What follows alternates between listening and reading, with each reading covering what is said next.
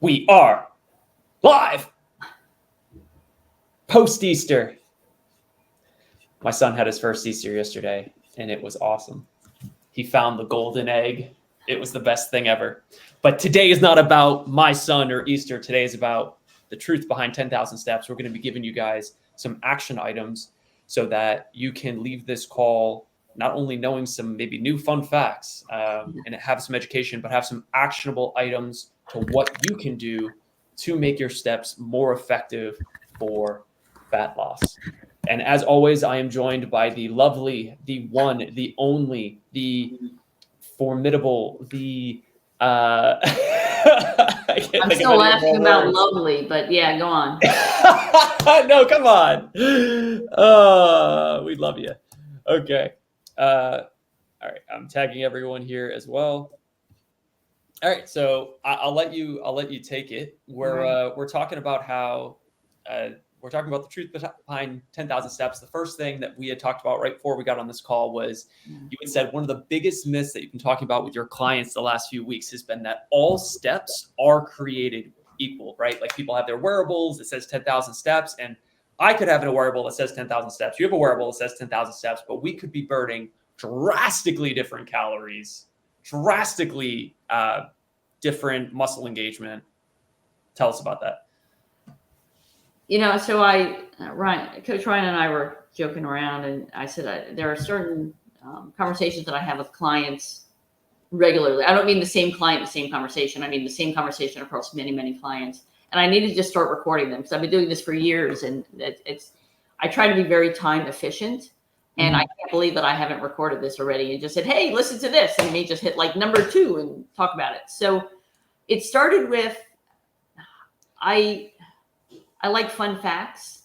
And one of my clients was talking about 10,000 steps. And she was like kind of dreading talking about it. And she's the one who brought it up. And I said, if I tell you something about this, like, I don't want you to think I'm poo-pooing the idea of you taking 10,000 steps. Right. She's like, oh, you won't? I said, no, seriously. Like, do you want, and I've been asking clients this recently, do you want the hard truth or do you want me to coddle? And most of them say hard truth. I'm like, great. It's a lot easier for me just to give you the hard truth. Right. So I said, do you know where the idea of 10,000 steps came from? And they're like, no.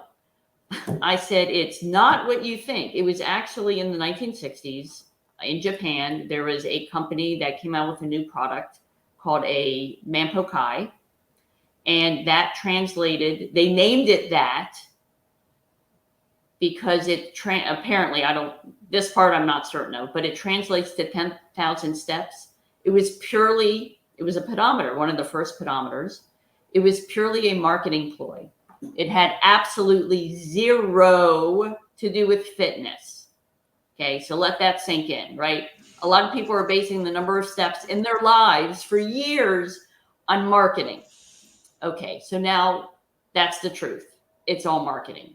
Since then, there have been a lot of studies. I look at a lot of research studies, and there have been a lot of studies on whether 10,000 steps are really benefiting someone if they have heart disease or if they're healthy, or is it 8,000 steps? And like you look for it, and there's probably been a study on it. A conversation that the next part of the conversation that I generally organically have with a client is the quality of the steps. And that kind of brings us where we are. Yes. If you're standing in your kitchen, and I say this because a client years ago told me this, at the end of the day, she was using a pedometer or wearable, like whatever, it doesn't matter. But she looked at her gadget and it said 9,100 steps. It was like almost 11 o'clock at night. She said she's telling me this, and she works hard in the gym. When I work with her in person, she worked hard in the gym. All right. She was always focused on quality over quantity. So if you're going to do 10 cruddy push-ups, I'd rather you do 2 good push-ups. If you're going to do a 5-minute plank that stinks, I'd rather you do 10 seconds of a good plank. Okay. So quality over quantity. She's telling me that she stood in her kitchen at 11 o'clock at night with her watch or with her pedometer in her hand, stepping in place 900 times so she could get her 10,000 steps in. Right. And I said, well, I won't give her first name, but I said, so-and-so, what are you doing? She said, I'm standing there in my PJs doing my steps. Right. Why did you do that? She said, well, I had to hit 10,000. So the quality of those steps Right. is not the same quality as if you're walking around outside. And I don't even mean like hiking upstairs, like a mountain yet, right? I'm just talking about walking outside. The quality of those steps and the benefit that your body is getting from that is drastically different. Yes. For instance, right, Coach Ryan and I were just talking about this. If someone takes one flight of stairs, even holding onto the banister, right? Because you don't want to fall backward. And they're winded at the top of that one flight of stairs. What is that? 12, 14 steps. If instead they were to walk in their office or in their living room, 12 or 14 steps, are they winded? Most probably not. You could be, right? Depending on where your physical fitness is. But let's say that you're not. That shows you right there that the quality of the steps going up is different than the quality of walking flat. So the quality of the step is different. Yes. Yeah. And I know we were talking about that, somebody who walks, 5,000 steps going upstairs compared to walking 10,000 steps on a flat surface, like those 5,000 steps, you're probably going to not only use way more musculature, burn more calories, but get a lot more out of that versus just, walking flat. Now, so there's different degrees to these steps. One of the things we talked about, if we're talking about these kind of five action steps, no pun intended, to get every step you take, if it's going to be on a pedometer, how to get it more effective. The first thing is, if you are going to walk on a treadmill, to use no hands. I know you were talking about before, very common. I know for me, when I was starting my my cardio journey, being younger, I would just think, okay, I want to get the highest number possible on the treadmill. Yep. Right. I want it to say I burned this many calories. So of course I'm going to try to get the incline as high and the speed as high as I can. But then I'm holding on, as you said before, I'm holding on for dear life. Yeah, because I don't want to fall. And I'm like, it's the only way I can do it. But by holding on, I'm engaging my core way less. I'm not stabilizing as much. I'm not burning as many calories, even though it says on this treadmill I'm burning this many calories, which even if it did know I was holding on or didn't know I was holding on, it probably still wouldn't be accurate anyway.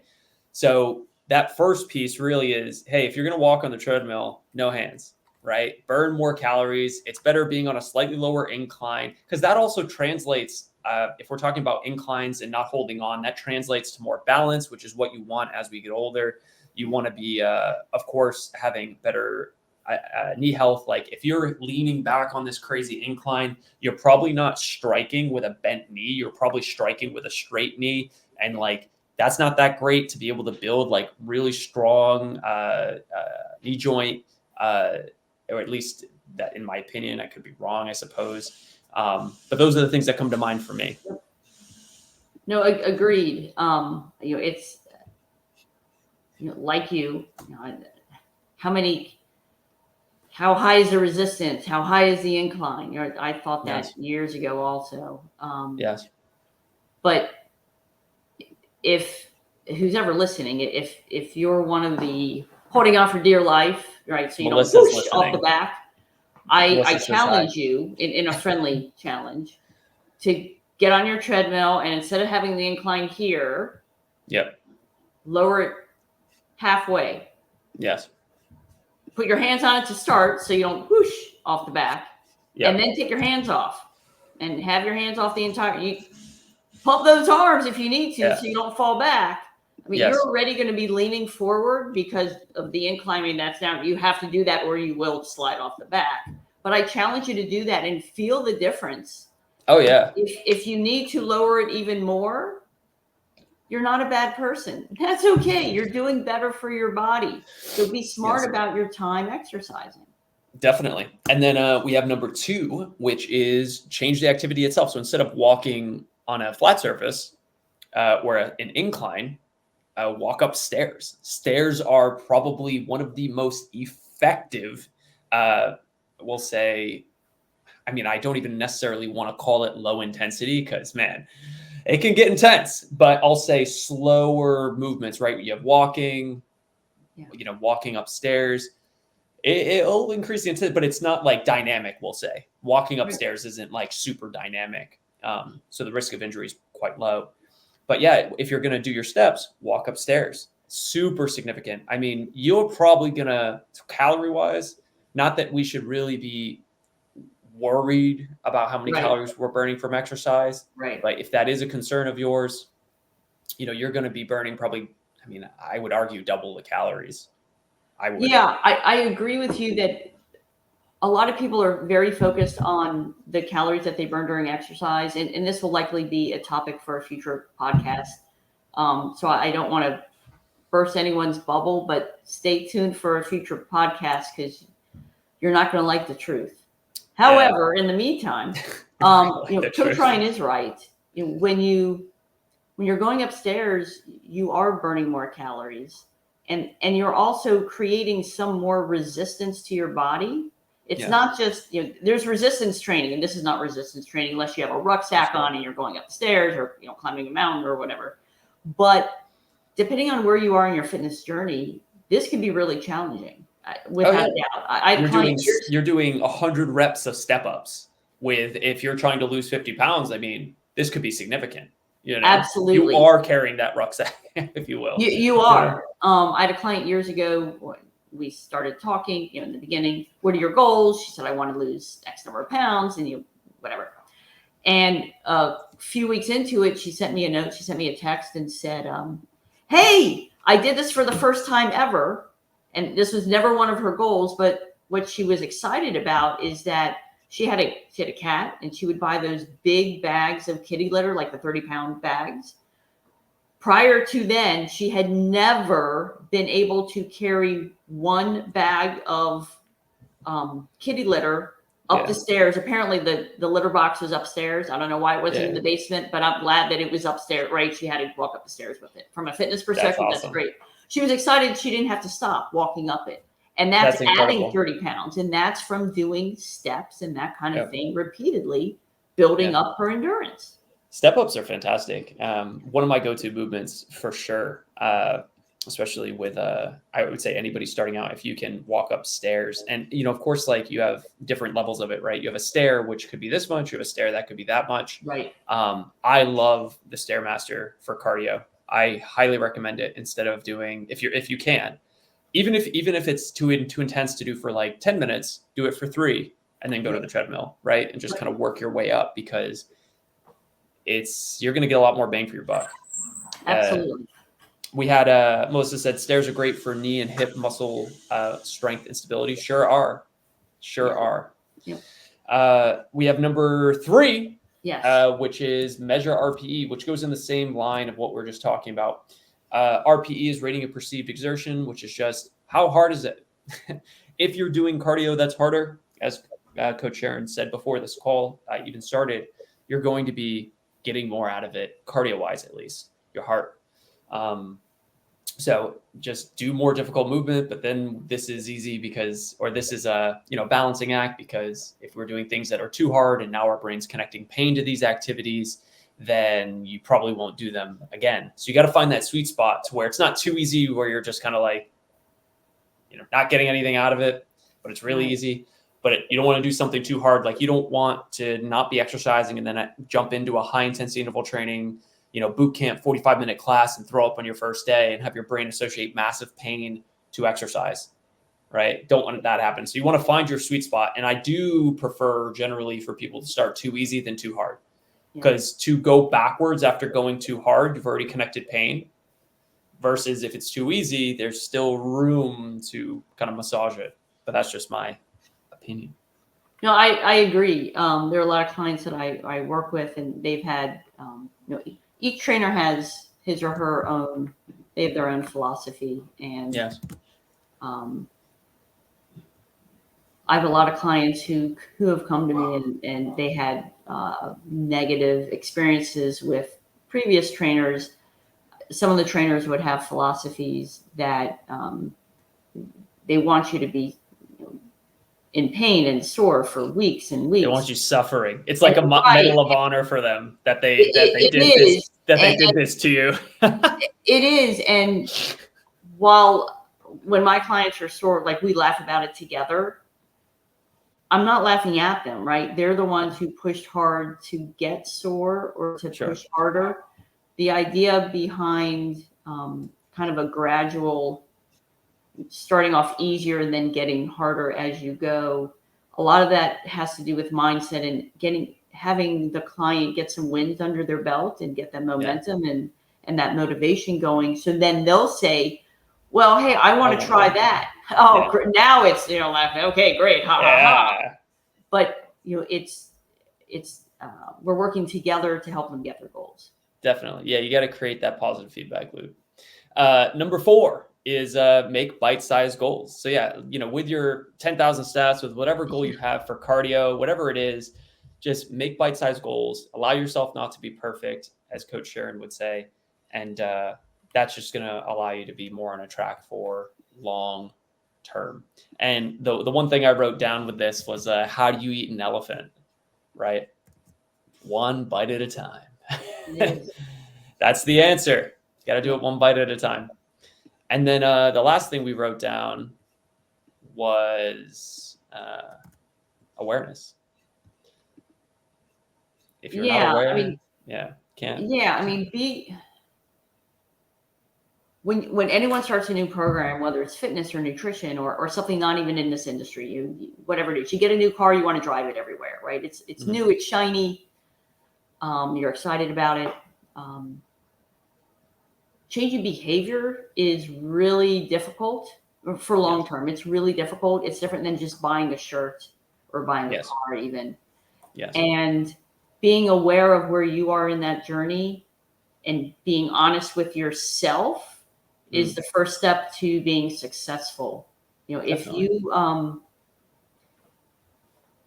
If you think that all of a sudden, you sign up to work with us and boom, you're going to walk 10,000 steps the next day and you haven't walked more than like 10 in a day for the last year, you're going to fail. I mean, that's just unrealistic. And we don't want you to do that, right? We want to set you up to succeed physically and emotionally. And so we will help you gently, try to become aware of where you are and where you want to be. It's natural for you to think, oh, well, but 15 years ago, I was able to do whatever, or 30 years ago, I was able to do whatever. Absolutely. Like I want to take that drive that you have in you and apply it to now. Yeah. Along with the acknowledgement but things have changed from then to now. So it's going to take you a little bit of time to get you where you want to be. But I want to capture that drive and use that. Yes. And to your point as well, talking about, we'll call it feedback loops, right? You want to be able to make sure that, we're stacking wins. I think the best visual that I have for this is this, which I think is too big, too small. That's fine. Yeah. So it's like how you really get identity change, how you make it something, how you make these actions something that you just do forever, is they have to form to our identity. And our identity doesn't just happen, like you said, buying a shirt. You don't buy a shirt, you don't start with us and then, oh, you're fit. It's like, it doesn't happen like that. We'd love for that to happen, but it doesn't happen that way. How it starts is you have to create low pain, high pleasure actions that will get you results so that you can achieve a positive feedback loop. So that in your case, as you said, clients then come to you and say, well, hey, I'm feeling really good. I'm only doing this much and I'm getting this much. What else you got? And you're like, oh, goody. This is where it gets fun. Yeah. And then it's like, this is kind of a little odd. Really, it's a circle for step 1, 2, and 3, right? And step 3 is adapt and learn. And then all you do is you just go back and change the step 1 again, and you just change the actions. And then you just keep going. And eventually, over time, think of it like you're building momentum. You build so much momentum and so much speed that you have the new fit identity. And once you have a fit identity, you never go back. And that's the really amazing thing. Is it possible to go back? Sure. But just like how it was took you a long time to build the identity, it actually takes a long time to unravel it. Now, of course you can, just like how right now, if you don't have a fit identity, well, we have to ravel it again. We have to knit it up, but then it can unravel, but it takes a long time. These changes aren't just immediate. Now that's a good thing though, that they aren't immediate, because that means that in the future, after you've created this new fit identity, like if you have one bad day or one bad week or even one bad month, in the big scheme of all the efforts and all the actions you've been doing, if you still have that fit identity, you'll just go right back to what you were doing. So that's the good news, is that yes, this will take time to build back up if you've had it in the past, but the good news is it will also, once you build it, take time to unravel. So the chance of you unraveling is lower because of that. So good news. Yeah. And I think a part of that is surrounding yourself with people who are actually going to support you. Yeah. Another conversation that I have with a lot of clients is I encourage them to share at least part of their journey with the people who are close to them, who will affect how they act and behave in the choices that they make. They don't have to tell them everything, like that's up to them, but ask for them to help you be in situations, or for them to be in situations where they can make the choices that they want to without feeling guilty or ostracized or anything like that. And that's part of it, especially if you're unraveling, like Coach Ryan was saying. You need those for you to get back where you want to be physically and emotionally the quickest. You need those people around you to kind of kick you and say, hey, stop doing that. Yeah, I definitely. It was funny. I was talking to my wife last night about, we were talking about, what were we talking about? Identity change? I mean, I guess we were talking about my son and like school systems, because before my son goes into his first year of school, which he still has about 3 years until his first year of school, we're like, all right, that's when we'll be settled. But now's the time. Like, why are we living in New England? Well, it's because I was born and raised in New England, right? So it's like, this is the time to go and like rent places for 1 year, and just see, like, is there anything better for us, or do we just come back here? So we were talking about school systems, and we were looking at one of them, and actually we were thinking about Arizona for a year, but then we were like, oh yeah, if we decide on living there, and this has a point, but if we decide on living there, how's the school systems? And I guess they're like 45th out of for states for like education. And I'm like, oof, but that's fine. Doesn't mean they're all bad. But we started talking about that and started talking about how you become what you're around, and how, like, yes, he'll spend time with us, but he will probably be spending half, if not more, of that time with his peers and the people in that school. So it's important that like he will become what he is around. And in this case, it's the same thing. If we're looking to transform our body and sustain it, look at the 5 people you spend the most time with. And if they are not where you want to be, it might be time to have those conversations and to reduce time you're spending with them. Or if they're a really intimate partner, like a spouse or, a very, very close friend, maybe you have that conversation, because it is really hard for one spouse to transform their life and sustain it, and for the other one to just keep living an unhealthy lifestyle.